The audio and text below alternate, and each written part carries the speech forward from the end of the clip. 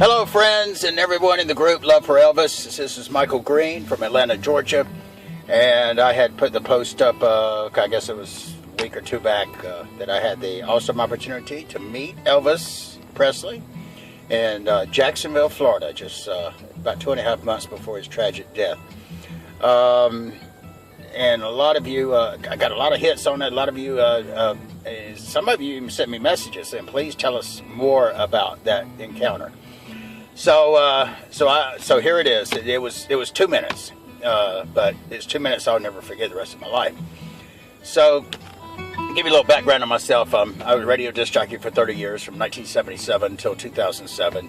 Grew up in Jacksonville, Florida. Hello to everyone in Jacksonville. And started DJing when I was just 14 years old. Was a big club DJ through the 70s. Didn't go in radio until 77. I was 20 years old. Still very much a kid.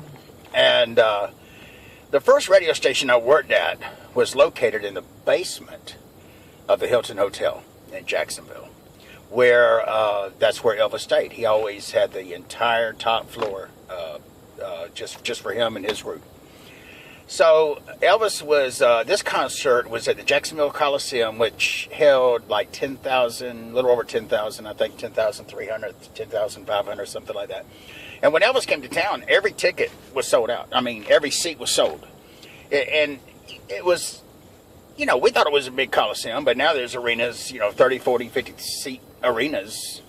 And since then, Jacksonville does have one of those. They've since tore that Coliseum down, and they have a big, replaced it with a big arena now that holds a lot more. But on this day, it was, like I said, the concert was originally scheduled for April 3rd, and of course, I, like many people, we didn't have internet, and you couldn't just push a button and get the tickets. You actually had to go get them, and if you wanted to get them, you better get there before the box office opens, because they sold out quick. So me and some buddies, we camped out. It's the only concert I ever, camped out to get tickets for. And I tell people nowadays, I don't stand in line for nothing, but for Elvis, I did. And when that box office opened, I got tickets for me and my family, and we went to the show. It was a Monday night. The April 3rd show was actually canceled or rescheduled because Elvis had been hospitalized in Memphis. So they rescheduled the concert for May 30th, which was a Monday night.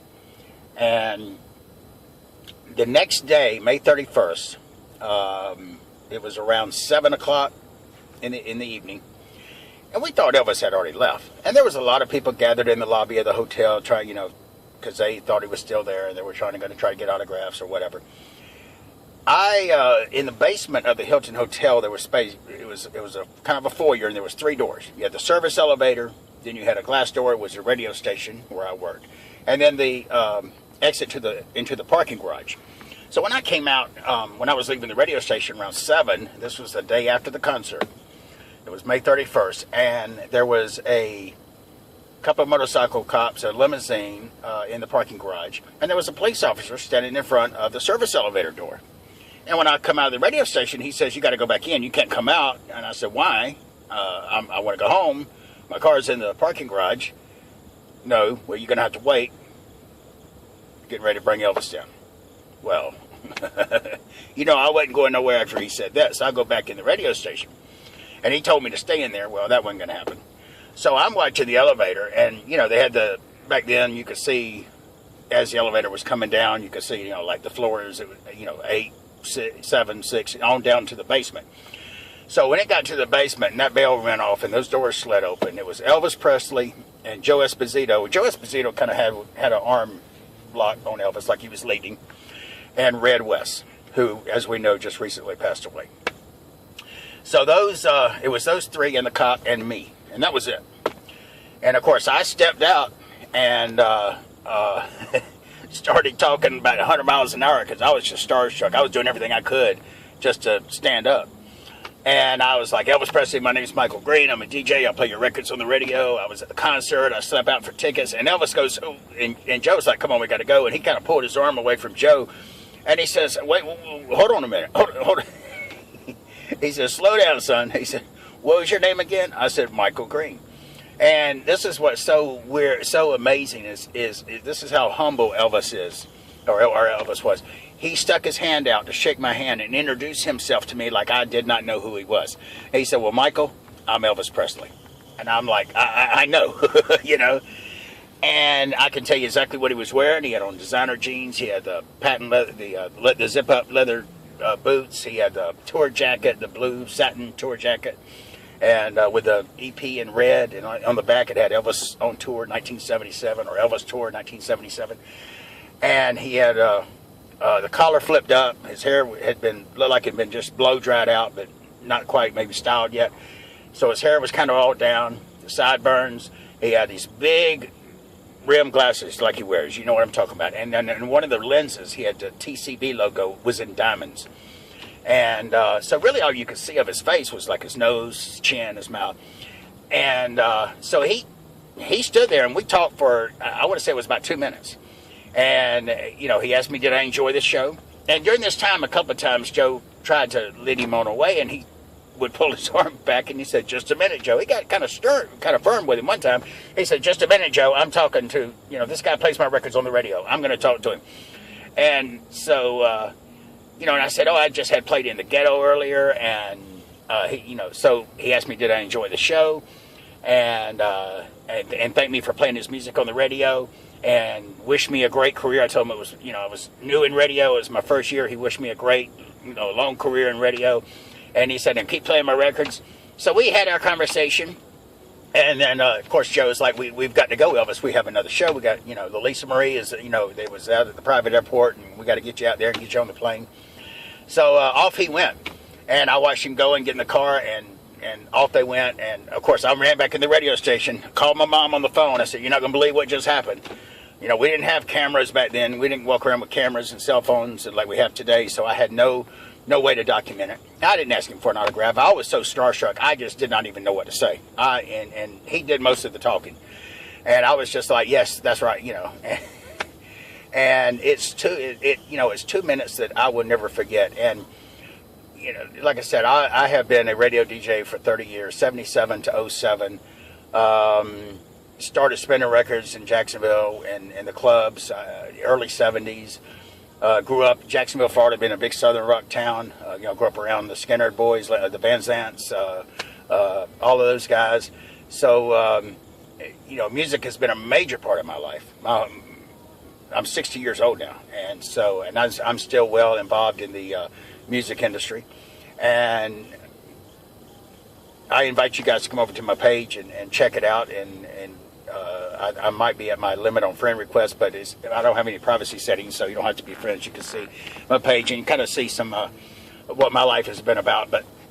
And I've been around celebrities. I guess that's where I was going with. I've been around celebrities my whole life. I have a lot of friends who are celebrities, and not just in country, but in other genres and comedy, and you know, and I mean in being in radio, you know, for a big part of my life, and also being in the limousine business. It's kind of ironic that you know, Elvis's limo was sitting there, and at the time I had no idea or aspirations to be in the limousine business. That came later on as an accident, actually, and that's what I do here in Atlanta. I mean, the limo business is one of the things I do, but I have you know, been around celebrities, and I mean, I've had dinner with Kevin Costner, Bruce Willis.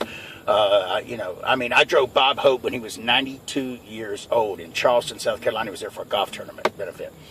And nobody, I mean, Bob Hope is like, you don't get much bigger than a movie star than that.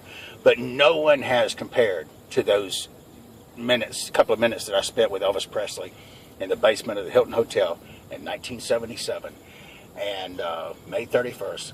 And it's just something that I would never forget. I tell people, I say, you know, all the celebrities I met, I started at the top and I'm working my way down, because no one has compared to the day I met Elvis Presley.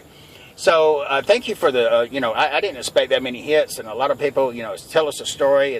I got some personal inbox messages. Please tell us a story about, you know how that happened. And I hope I didn't let you down, because there really wasn't a lot to it.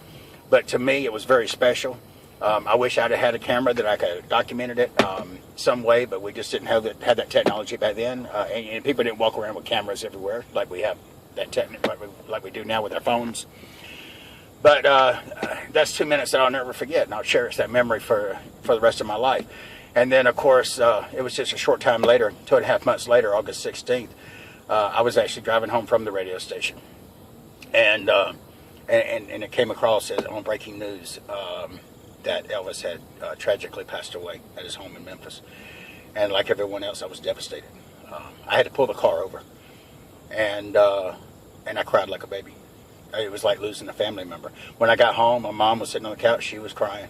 I mean, it was just like the world had come to an end. So 77 was a great year for me, getting in radio and starting my career in broadcasting. Not a great year for the music industry, because we also, Leonard Skinner's plane went down that year. We lost Ronnie Van Zant. But but just the fact that I had, when Elvis died, that I had just shook his hand and had that conversation with him just 2.5 months. Yes, he was overweight, he was big, but it was Elvis. It didn't matter. None of that mattered.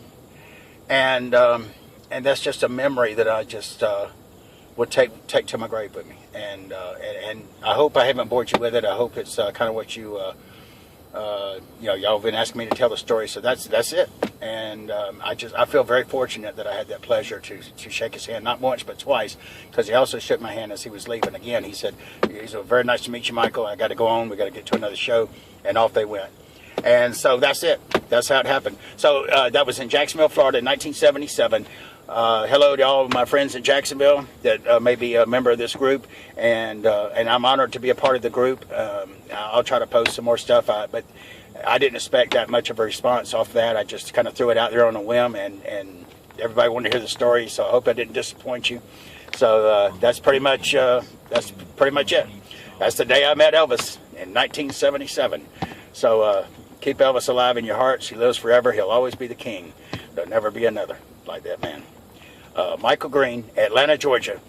I'm glad to be a part of this group. Y'all take care. Bye-bye.